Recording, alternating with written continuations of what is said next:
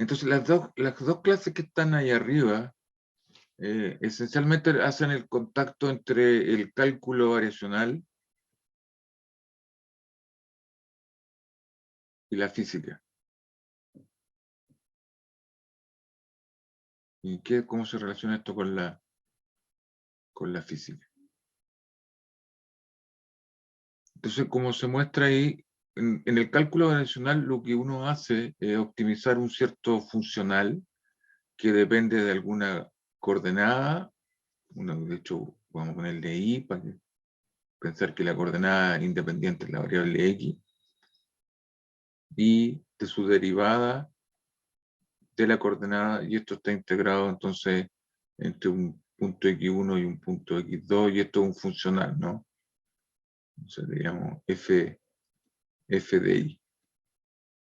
Y lo que uno trata de hacer es encontrar el óptimo de este funcional. ¿Cuál es la curva i que tengo que poner aquí? De manera que este funcional se extremice, tenga un mínimo, por así decirlo.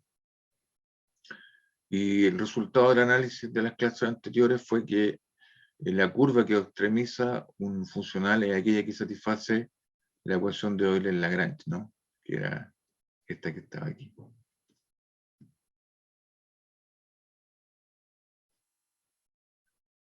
Es la ecuación de Euler-Lagrange. Ese era el resumen.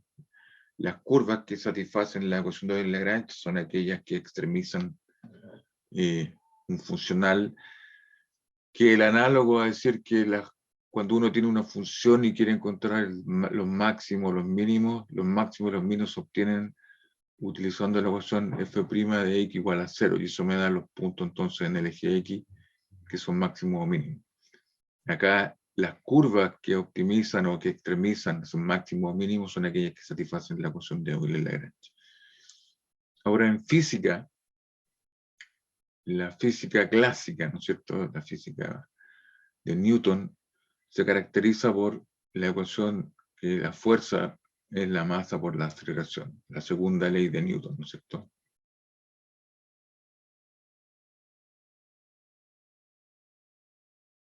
Y uno puede demostrar que esta ecuación, F igual a m por a, para una fuerza conservativa, es decir, una fuerza cuya es la derivada de una energía potencial, para ese caso, vamos a ver que se integre también, en ese caso la ecuación de Newton se puede reescribir como una ecuación de Euler-Lagrange. Y aquí tengo que, si lo miro desde este punto de vista, el i pasa a ser la posición, la variable dependiente, que era la coordenada x, pasa a ser el tiempo, y el funcional f, el f, en mecánica pasa a ser lo que se llama el lagrangiano en física, que es L, y que es la energía cinética menos la energía potencial, el lagrangiano en física.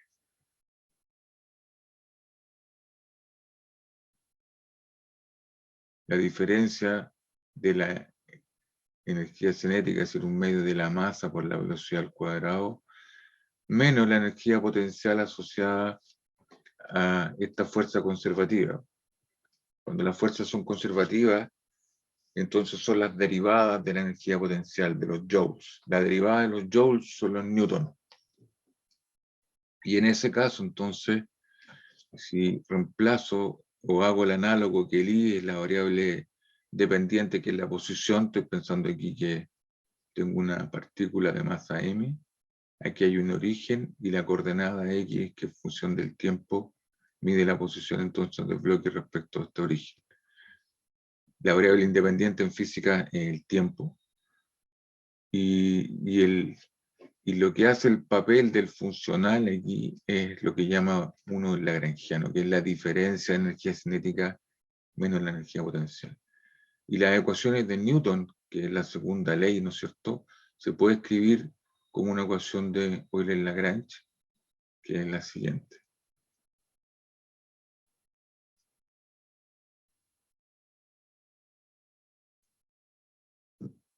esa que está ahí.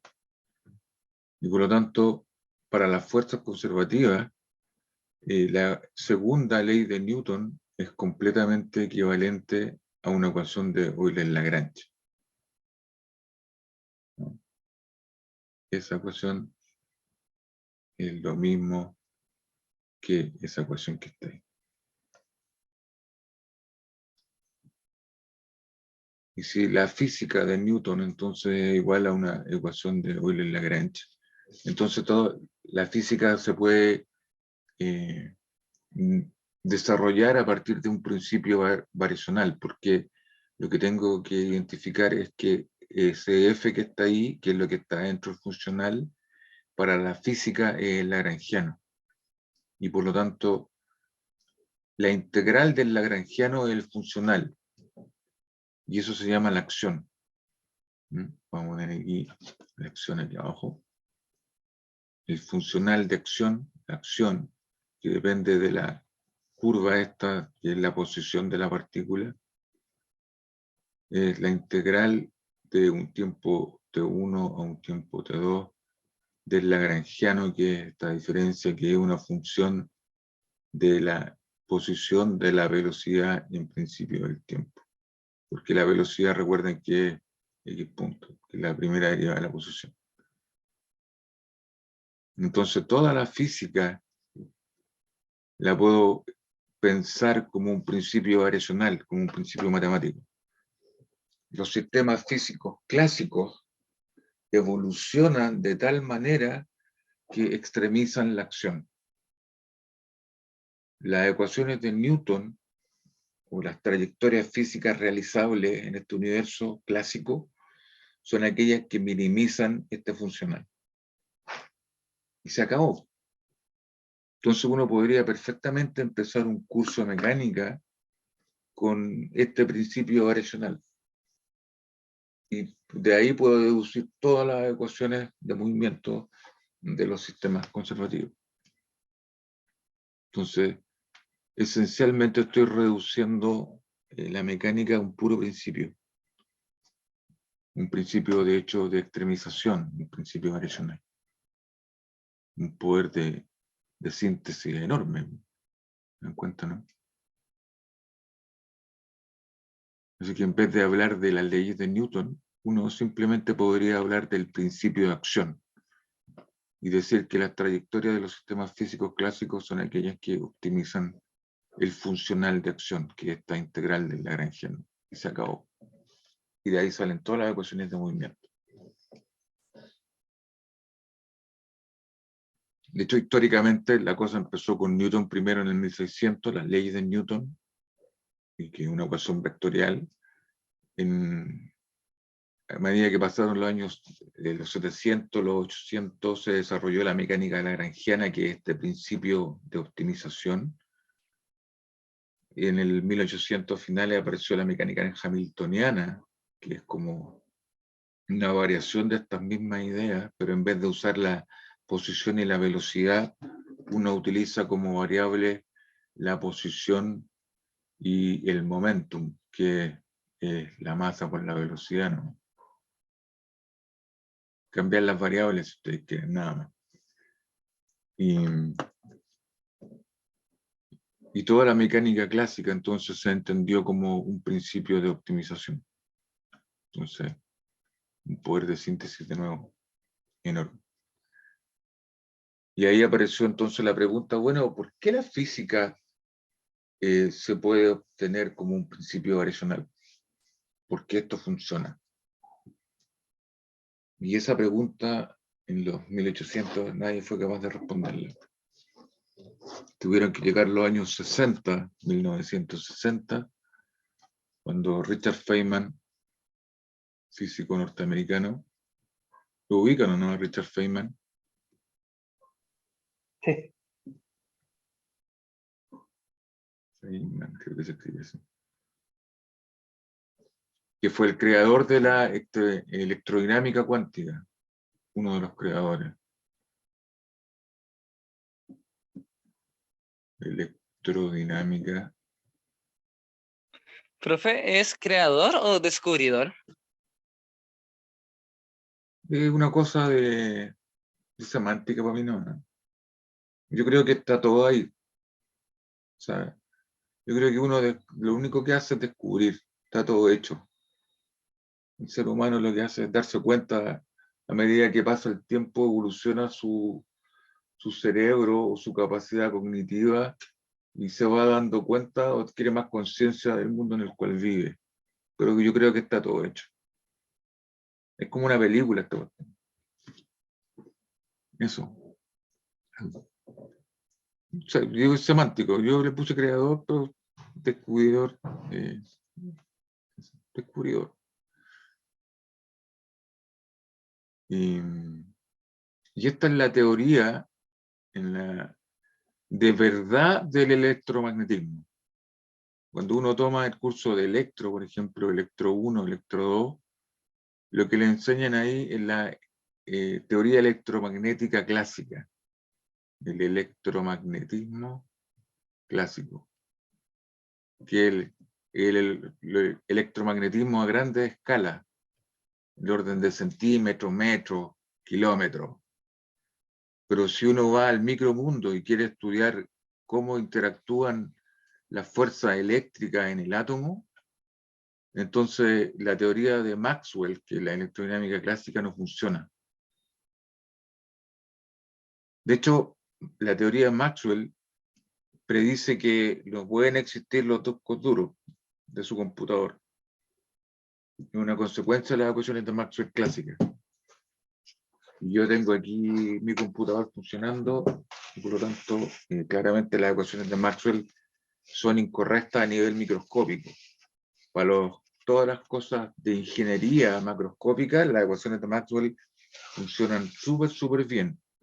Pero si quiero estudiar el átomo con las ecuaciones de Maxwell, no funciona.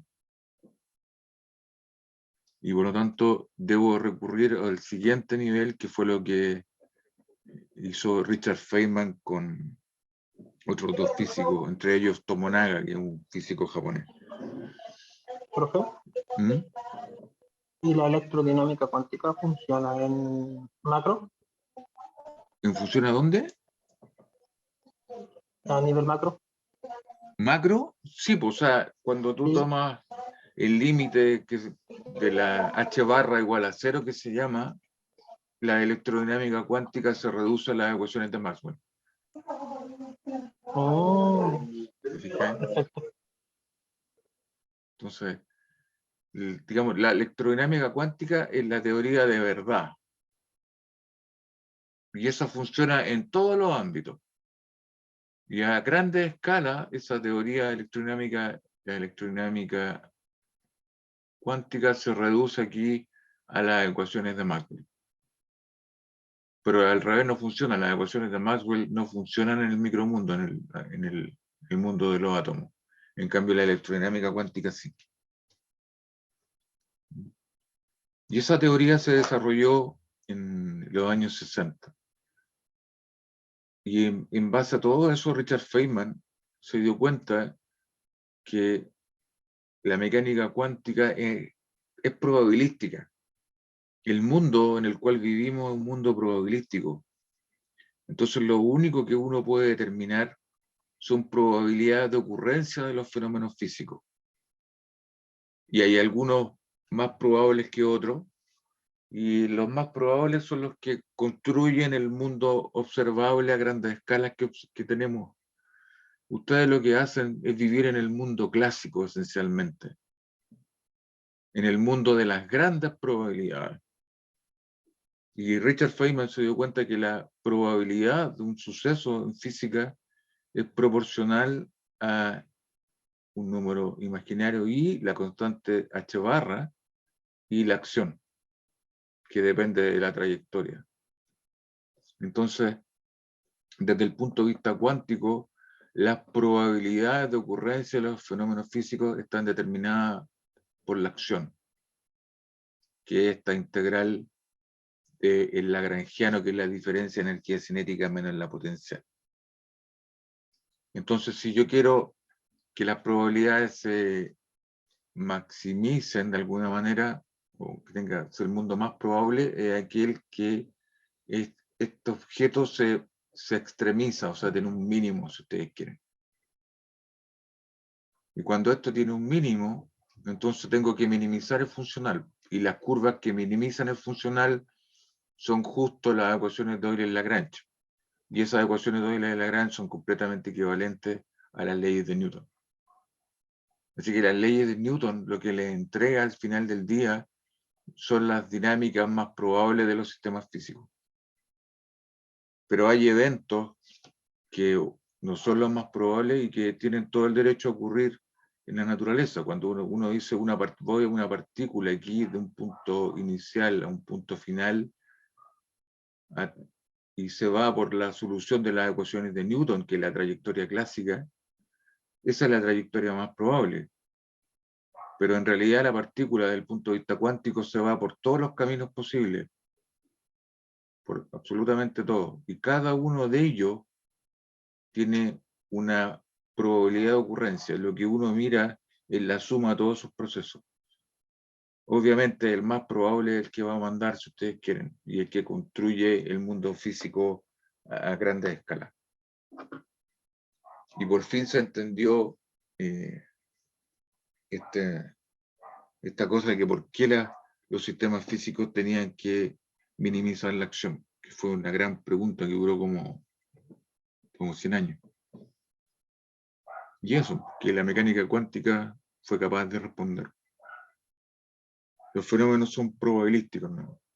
Y los más probables son aquellos que extremizan la acción y por lo tanto satisfacen las ecuaciones de Euler-Lagrange, que son equivalentes a las ecuaciones de Newton.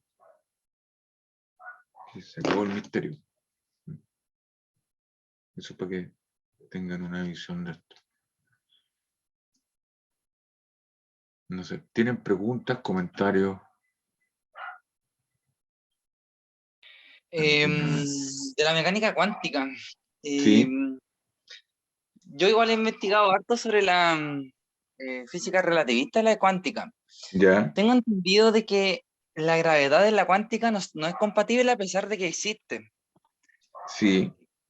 ¿Es cierto que la física cuántica, dentro de lo que es macroscópico, crea campos o establece campos para ciertos problemas que gracias a la gravedad se ven como en conflicto, profe? Sí. A ver, uno cuando mira el mundo, un físico, ¿cómo observa el mundo? Lo separa, si usted quiere, en una matriz de 2×2, ¿sí? Una matriz de 2×2, donde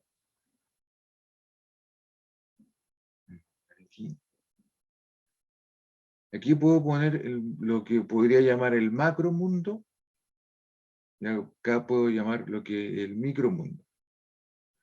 Y también lo puedo separar en términos, por ejemplo, de caracterizar el mundo con las velocidades que se mueven las partículas. Y los puedo separar en aquel mundo en la cual las velocidades son mucho menores a la velocidad de la luz, y aquello en que las velocidades de las partículas son comparables a la velocidad de la luz.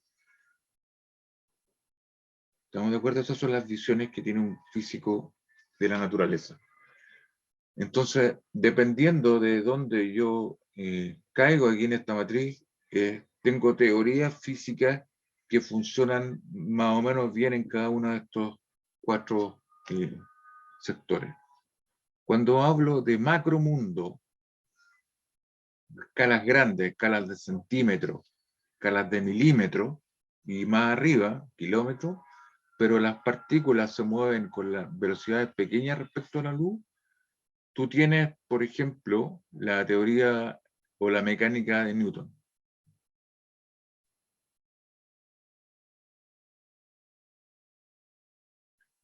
Si ahora tú te mueves sigues estudiando el mundo macro, pero tus partículas se mueven del orden de, no sé, pues de un 80%, un 90% de la velocidad de la luz, entonces la mecánica de Newton ya no es válida para describir esos fenómenos.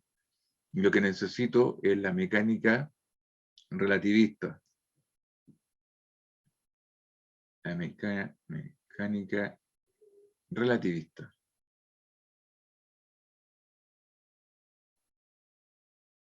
o la teoría especial de la relatividad, lo mismo.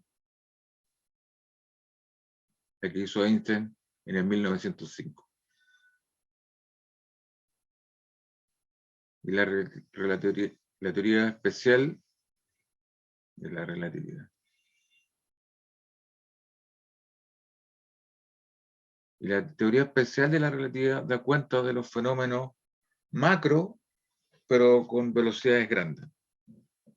De hecho, la relatividad especial se reduce a la mecánica de Newton de nuevo cuando las velocidades son pequeñas. Entonces, cuando Einstein publicó su teoría especial de la relatividad, separó esencialmente Newton, o sea, Einstein en esa época era un joven como de 22 años, un desconocido, trabajaba en la oficina de patentes en Berna, en una ciudad en Suiza. Él egresó y no encontró pega como profesor. Así que encontró pega en una oficina de patentes y revisaba los inventos que hacía la gente en esa época. Y con su expertise de físico, digamos, decía si eso tenía algún sentido o no. Y parece que tenía bastante tiempo para estudiar, pues, y siguió estudiando, perfeccionándose, autodidacta, y en esos ratos él creó esta teoría especial de la relatividad. Y él esencialmente separa ante la comunidad y les dice a todos, saben que las ecuaciones de Newton son incorrectas. O sea, hay que ser bien machito para hacer eso. Y segundo, yo sé cómo arreglarla. Y estas son las ecuaciones de verdad. Dice el paper que se publicó en 1905, que da inicio a toda una nueva física. ¿Se dan cuenta? Y dentro de este ámbito también, el macro mundo está desde el punto de vista, esto es mecánica, la mecánica, pero también están los fenómenos eléctricos. Y la teoría electromagnética cabe en todo este ámbito, da cuenta tanto de los fenómenos a pequeñas velocidades como a velocidades grandes, pero del macro mundo. La teoría electromagnética o el electromagnetismo está aquí transversal en esta figura. Podría poner aquí, correr esto un poquito, desplazarlo. Y si además quiero estudiar los fenómenos electromagnéticos, en esta, yo podría aquí poner el electromagnetismo, así, como una teoría que es macro, pero que da cuenta tanto de los fenómenos a altas velocidades como a bajas velocidades. Y que todo esto es macro. Y acá está el micromundo.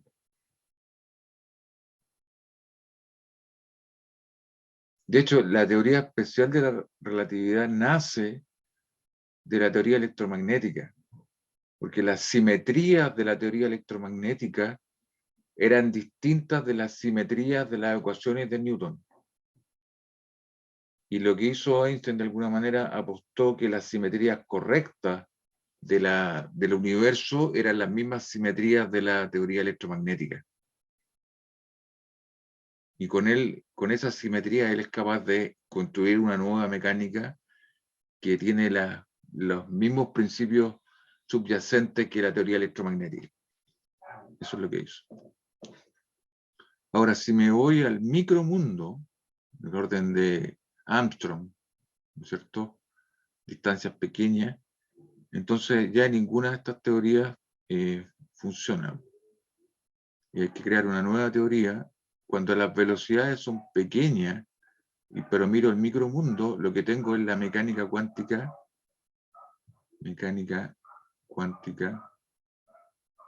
no relativista.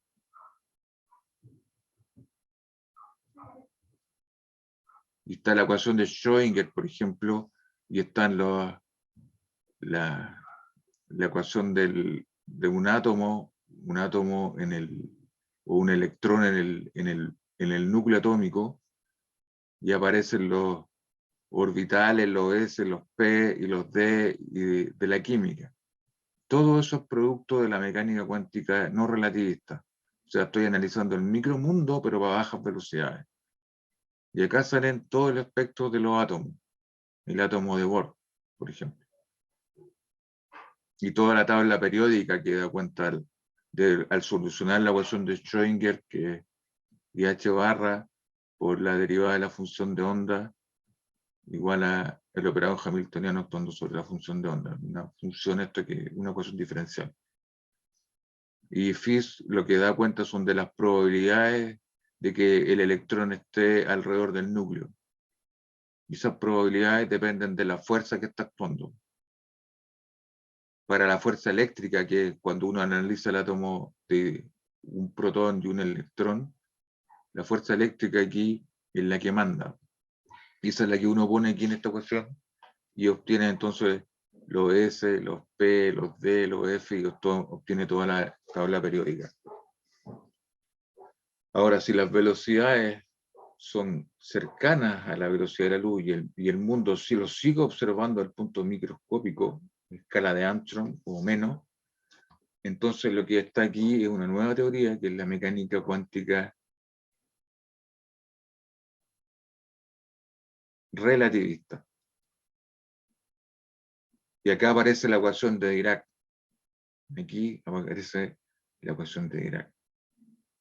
Ecuación de Dirac. No sé si han escuchado de la ecuación de Dirac. Ubican a Paul Maurice Dirac, No lo conozco, profe. es un Yo físico, conozco la ecuación de Dirac, pero no es un físico británico de los años a comienzo del siglo. Y lo que hizo Dirac fue compatibilizar la mecánica cuántica con la relatividad especial de Einstein. La mecánica cuántica relativista es la unión de los fenómenos microscópicos con la relatividad especial. Y él obtuvo, juntando esas dos cosas, una ecuación que se llama la ecuación de Dirac, una ecuación súper simple, de primer orden, desde el punto de vista matemático, una ecuación de derivadas parciales, pero súper simple. Y una de las ecuaciones más bellas de la física. De hecho, está en su epitafio ahí en la losa, ahí, está la tumba de él, está la ecuación de Dirac. Y que da cuenta entonces del electrón relativista, que no da cuenta la ecuación de Schrödinger, que es la ecuación de la mecánica cuántica no relativista. Aquí está la ecuación de Schrödinger.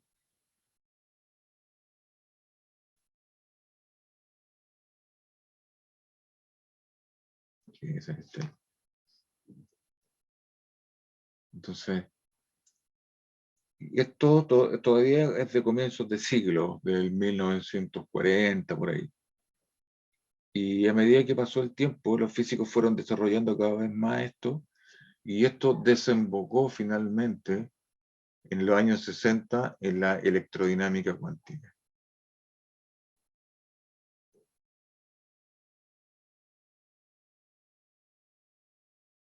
Y siguió pasando el tiempo, y esto dio origen a lo que se conoce ahora como las teorías de Gauge, de Hauge que se llama. Gauge en inglés es la palabra. Y que son teorías cuánticas de campo.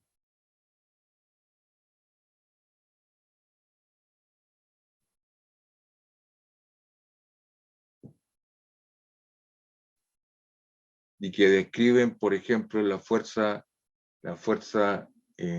eléctrica, la fuerza nuclear fuerte, los quarks en el núcleo, y la fuerza nuclear débil, los procesos de decaimiento radioactivo. De hecho, la unión de estas dos cosas, la fuerza nuclear débil más la fuerza nuclear eléctrica, tiene que ver con lo que se llaman ahora los bosones W, más, menos y el Z. Es todo un modelo eso matemático. Y la unión de todas estas fuerzas nucleares fuertes junto con estas otras dos es lo que se llama el modelo estándar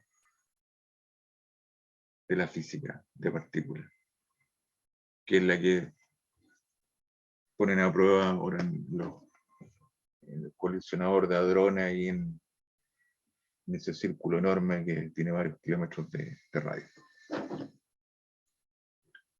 Pero me falta una fuerza aquí. Estábamos en la nuclear, la eléctrica, nuclear débil y la fuerte, pero acá queda una fuerza más, que es la fuerza gravitacional. Entonces, ¿dónde cabe en este cuadrado o en esta matriz la fuerza gravitacional? Mecánica Entonces, newtoniana, ¿no?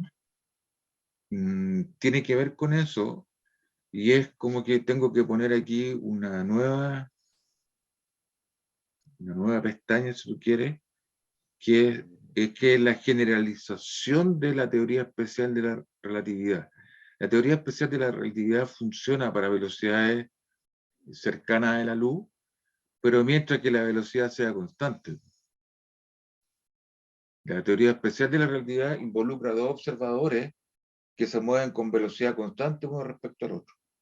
No aceleran. ¿Qué pasa si esos observadores ahora aceleran? ¿Cómo describe la naturaleza cuando los tipos aceleran? Fue la teoría siguiente que creó Einstein, que es la relatividad general.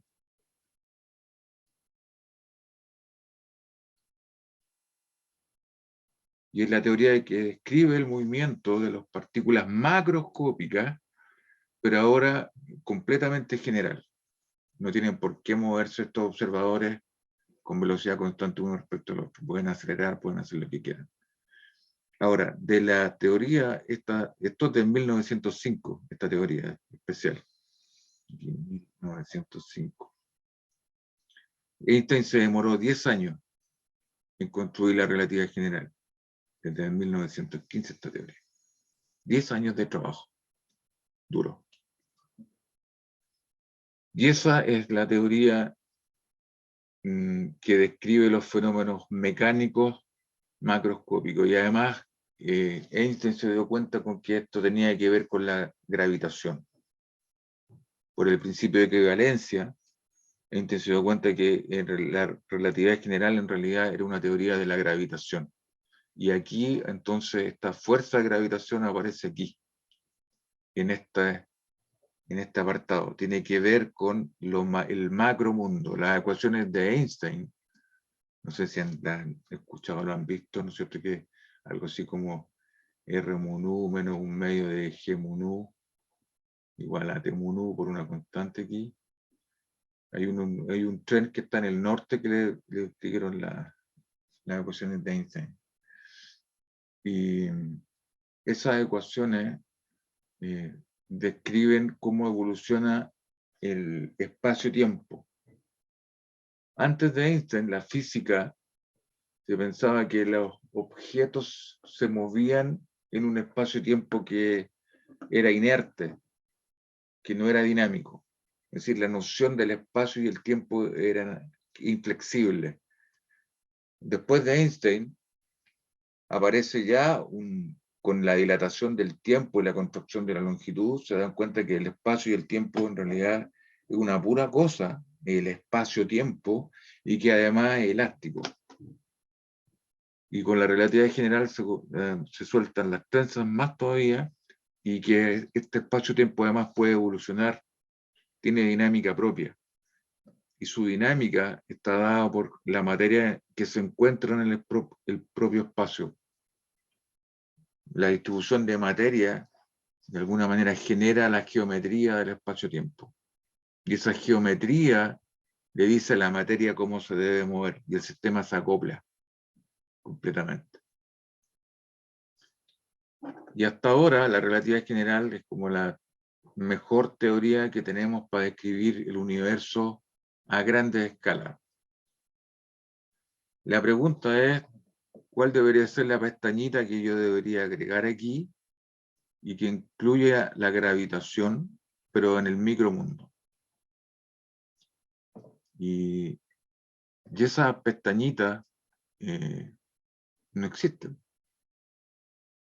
en la actualidad.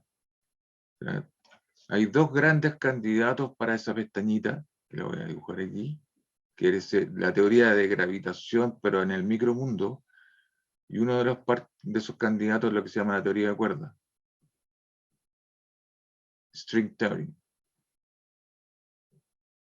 Y el otro candidato se llama loop quantum gravity.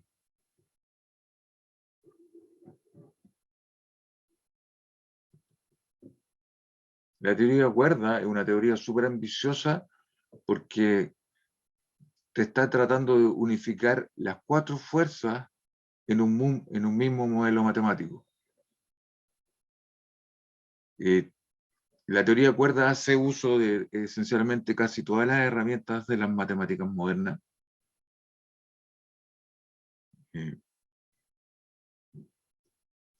Así que es potente desde el punto de vista matemático. Pero el problema de la teoría de cuerdas es que no hace predicciones a baja energía, es decir, a las escalas de observables, como que está en el limbo la teoría de cuerdas. Y de hecho, los posibles mundos que salen de aquí son tantos que es lo mismo que no saben nada. En cambio, Loop Quantum Gravity es una teoría menos ambiciosa y que solo incluye la gravitación vista desde el punto de vista microscópico, es decir, sería la directa generalización de la relatividad general, pero para el micromundo.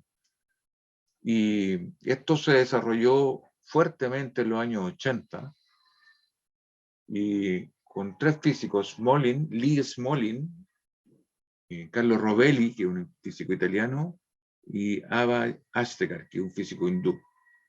Ellos lo que hicieron fue tomar la gravedad y reescribirla como una teoría cuántica de campo, usar un cambio variable, y se dieron cuenta que se podía escribir como estas teorías de Gauge usuales que se conocían de los 70. Y una de las consecuencias de esta Loop Quantum Gravity, que a mí me parece una de las más sorprendentes, es que existe un quantum de volumen. Es decir, el universo o el espacio, el espacio en el cual ustedes se mueven está cuantizado. Es decir, hay un cubo de volumen mínimo, así. Entonces esta cuestión, el mundo de verdad es como los televisores estos modernos, que tienen píxeles. El televisor tiene una pantalla, ¿no es cierto? Y está cuadriculada ahí, que están los píxeles. Ahora están los 4K, son los estándares, ahora salieron unos 8K, y entre mejor sea la resolución del televisor, ¿no es cierto?, se ve cada vez más nítido. Entonces, esencialmente el mundo en el cual ustedes viven es como este televisor. Hay un cubo de volumen. Y la longitud de este cubo, el largo esencialmente de este cubito, es la longitud de Planck, que se llama, y que es del orden de 10 elevado a menos 33 centímetros. No hay una distancia más chica que esa. Entonces, cuando ustedes se mueven en el espacio, en realidad, ¿cómo se llama este juego que mi hija juega? Son puros cubos. Tiene un nombre, no me acuerdo cuando. Minecraft. El Minecraft. El Minecraft está hecho de puros cubos, ¿no? Y es re choro, y funciona perfecto. Nosotros somos esencialmente eso, pero con cubitos súper chicos, 10 elevado a menos 33 centímetros. O sea, es mucho más chico que el átomo de hidrógeno. O la longitud de la interacción de las fuerzas nucleares, 10 elevado a menos 13. Es 20 órdenes de magnitud más chica. Entonces uno a esta escala lo que ve es un continuo. Pero en realidad el mundo es discreto. Y hay un cubo. Entonces cuando ustedes se mueven, son estos cubitos, este Minecraft, se mueven de un cubo al otro de manera entera. Entonces, si esto es un cubo mínimo, entonces los puedo contar. Aquí puedo decir, este es un cubo, este es el otro cubo, y etcétera. Entonces, desde ese punto de vista, lo único que existen son los números enteros. o los naturales. El sueño de los matemáticos no sé, elegir las variables continuas, las variables reales, no se darían en la naturaleza. ¿Se dan cuenta, no? Los irracionales, nosotros nos podemos acercar a esos números por sucesiones. Y uno itera, no sé, en un computador mediante un proceso y puede encontrar los números de cifras aproximadas, cuantas quiera, pero eso requiere un tiempo de cómputo. Yo no voy a poder conocer pi o el número e con todas las cifras exactas, porque son infinitas. Y como no son periódicas, no hay ninguna regla que establezca cuál es la cifra que viene después. Entonces estos números son como que están más allá del alcance, de alguna manera. Y los puede conocer aproximadamente, pero nunca los va a conocer exactamente. Y lo que está diciendo esto es que tampoco, desde el punto de vista natural, o la naturaleza es discreta. Así que su pi y todos estos números racionales son con cotas que están ahí, más al alcance del conocimiento humano en ese sentido. Uno se puede acercar tanto como quiera, pero nunca las va a poder tocar. Requeriría un tiempo infinito de cálculo para poder encontrarlas. Y hasta donde sabemos, el universo tiene una vida finita hasta ahora. Así que yo creo que este descubrimiento es uno de los más importantes, el hecho de que el espacio sea discreto y sale de las ecuaciones de Loop Quantum Gravity y está unido con una teoría matemática que es la teoría de nudos. No sé si han escuchado eso los matemáticos. Así que esencialmente las últimas teorías de la física son súper matemáticas y matemáticas profundas, ¿sí? Un montón de cosas, teoría de grupos, teoría teoría de grafos, está todo ahí adentro. Entonces los físicos teóricos son cada vez mejores matemáticos, de alguna manera. Así que esa es la visión panorámica, si ustedes quieren, de la física. El punto es que estas son teorías, ¿no? Son modelos para tratar de representar la fuerza gravitacional desde el punto de vista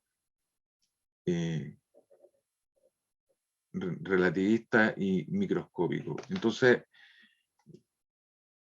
pero no hay un quórum entre todos los físicos de cuáles de estas dos teorías son la correcta.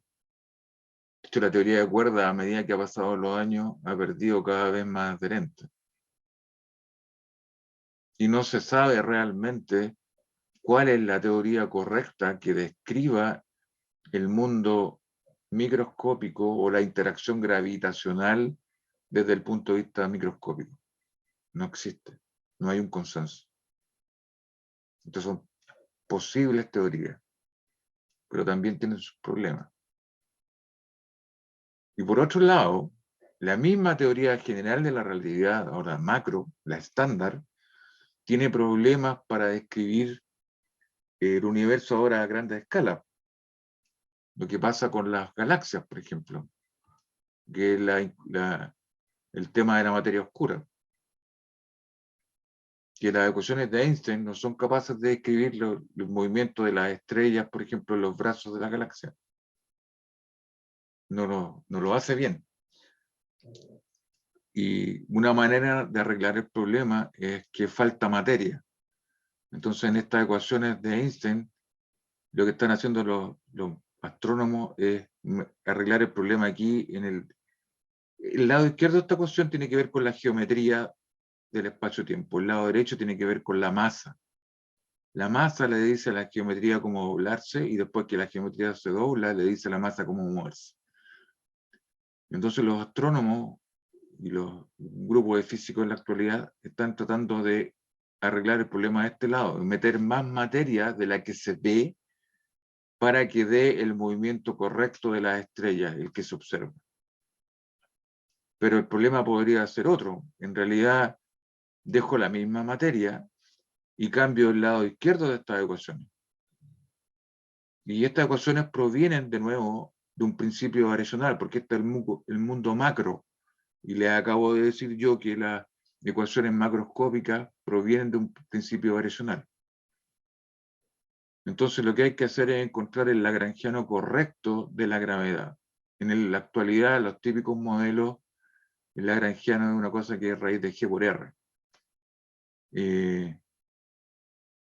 Pero podría yo agregar más términos aquí que no he tomado en cuenta, o mayores posibilidades, y ver que me den otras ecuaciones de movimiento que sean más complejas que esta y que sean capaces de describir la data observada de las estrellas sin necesidad de meter más materia aquí. Y en este minuto eso es un debate caliente, de alguna manera, entre la comunidad de físicos teóricos. Hay gente que no cree en la materia oscura y que dice que el problema está en la teoría general de relatividad. Hay que poner más términos aquí, ¿no? O cambiar de alguna manera la relatividad general de Fenton.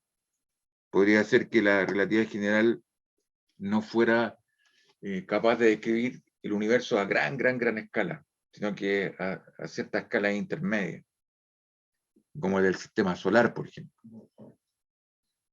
Y el otro grupo dice no, que la relatividad está buena, pero que lo que hay que meter aquí es materia oscura que no se observa. Entonces uno le pregunta, ¿qué es la materia oscura? Y nadie sabe. Entonces esto se parece al problema que surgió a comienzos del siglo XX con el éter. Cuando la gente que pensaba en términos mecánicos, la onda necesitaban un medio para moverse. Una onda de sonido necesitan el aire. Si tengo un estanque y tiro una piedra, se genera una onda en el líquido, necesita el líquido. Pero la onda electromagnética se propagan ¿dónde entonces? Entonces los físicos metieron un medio que ponderaba todo el universo, estaba presente en todo el universo, y se llama el éter. Y en ese medio entonces se propagaba la onda electromagnética. Entonces, consecuencia de esto es que si la Tierra se mueve en el éter, cuando se mueve aquí, entonces debería arrastrar un poco de éter. Si la Tierra se está moviendo para allá, debería estar arrastrando un poco de éter en esa dirección. Pero además la Tierra está girando. Entonces si la Tierra gira, debería tener una velocidad por un lado un poquito mayor aquí, pero por el otro lado la velocidad está en sentido contrario. La velocidad neta con que arrastra el éter, entonces en un extremo de la Tierra sería distinto del otro. Este vector sería más grande que este. Y eso debería poder medirlo y tener un efecto en el electromagnetismo, y en particular en las franjas de interferencia, si esto fuera así. Y eso se realizó un experimento, el gran experimento, el más famoso de la física, que es el experimento de Michelson-Morley, a comienzos del siglo, donde pararon la ciudad de Chicago para poder hacer el experimento, porque era tan sensible que detectaba los ruidos de las carretas en la ciudad, de los caballos. Entonces la ciudad se tuvo que parar por una hora para poder hacer el experimento. Y el resultado fue que no existe el éter. Las ondas electromagnéticas se propagan en el vacío nomás, no necesitan un medio para propagarse. Meter un nuevo objeto para tratar de explicar algo se parece a lo que están haciendo los astrónomos con la materia oscura en este minuto. Meter un objeto que no, en realidad es un parche. Es como levantar la alfombra y meter toda la suciedad ahí abajo y tapar la alfombra, pero no arregla el problema. Porque, ¿dónde está la materia oscura? ¿Cómo la observamos? Hasta ahora no hay ninguna observación real o un experimento que haya determinado eso. Así que, si ustedes quieren, la física en este minuto está haciendo agüita por todos lados, tanto desde la descripción microscópica, porque no existe una teoría de la gravedad microscópica de verdad, y está haciendo agüita por el lado macroscópico, puesto que tenemos problemas con el tema de la materia oscura. Y no hay consenso. Están grupos separados de escuelas de pensamiento, de alguna manera. Así que si se quieren dedicar a la física, tienen un futuro prometedor, porque hay grandes problemas por resolver. Eso. Estamos como a comienzo del siglo, ¿no? Cuando a comienzo del siglo dijeron, no, la física está lista, hay solo unos pequeños problemitas por resolver, y resulta que esos pequeños problemitas, que eran dos, salió por un lado la mecánica cuántica y por el otro lado la relatividad especial y posteriormente la relatividad general. Serían dos físicas completamente distintas y nuevas. Yo creo que en ese mismo esquema estamos en este minuto. Eso para que tengan un panorama de qué está sucediendo ahí afuera en este minuto desde el punto de vista de los físicos teóricos. Tenemos graves problemas. Eso. Y ahora hasta la teoría, estas teorías de Gates, con lo que se está descubriendo cada vez más en este colisionador de hadrones, es que habría al parecer una quinta fuerza, que no se sabe, que no había sido observada antes. Así que eso, un futuro enorme para la física, para encontrar la respuesta. Se requiere de gente con visión, digamos, para poder resolver estos problemas. Yo creo que además tampoco tenemos la tecnología para ver esos problemas porque, como usted dice, ahora están viendo un tema con la colisión de las partículas. Están viendo si el bosón de Higgs tiene que ver con la materia oscura, pero no existe un acelerador de partículas tan grande que permita que el bosón de Higgs tenga Sí, porque ciertos problemas para que necesitáis surja. necesitáis más energía para poder acceder a ver esas partículas, ¿te das cuenta, no? Entre más masiva, más energía tú requieres para construirla. Porque tú puedes juntar, por ejemplo, un fotón, viene ahí una partícula de luz, y otro fotón en sentido contrario y hacerlas coincidir en un punto.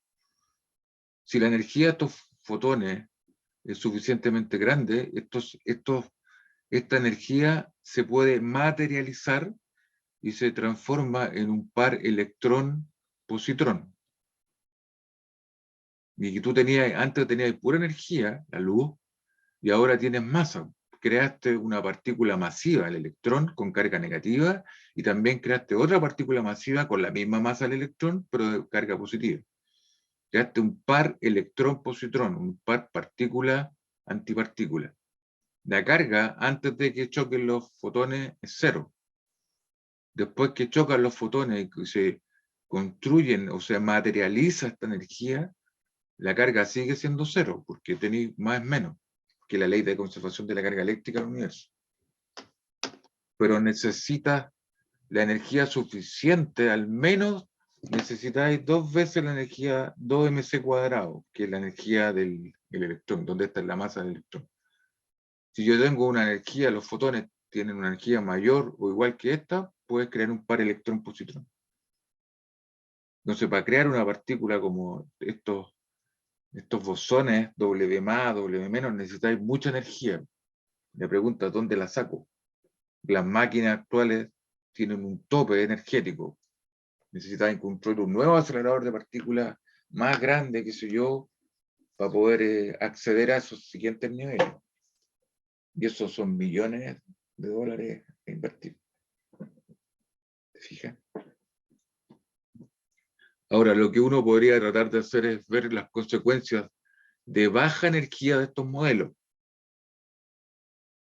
y ver si hay alguna cosa observable que me permita identificar cuál es al menos una serie de modelos, un modelo plausible que dé cuenta de los fenómenos que se dan a baja energía en la cual nosotros estamos viviendo. De una manera de tratar de ver para dónde va la micro, ¿te das cuenta, no? Pero eso es. Así que es notable, estamos en una etapa desde ese punto de vista súper linda, porque hay preguntas sin resolver, porque si estuviera todo hecho sería súper fome. ¿Te das cuenta? Eso es para que tengan una visión de dónde está la física en este minuto. Es como, cuando yo estaba más joven, en el año 80, había un juego que era Doom. No sé si lo han escuchado. Era un mono que peleaba, si tenía una metralleta y uno se encaraba con unos marcianos, era pura metralleta. Entonces, a medida que el tipo lo herían, había abajo en el panel, había una cara de una persona, de un soldado. Y cuando estaba herido empezaba a sangrar. Así le salía sangre por todos lados. Y la física está en ese estado en este minuto, está sangrando por todas partes. Tanto del macromundo como del micromundo. Está haciendo agüita. Pero eso es bueno.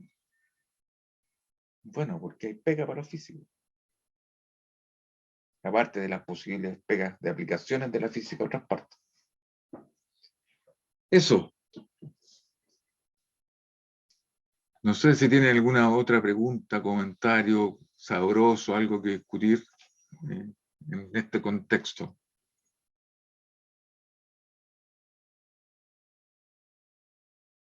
Yo no, quede bien claro.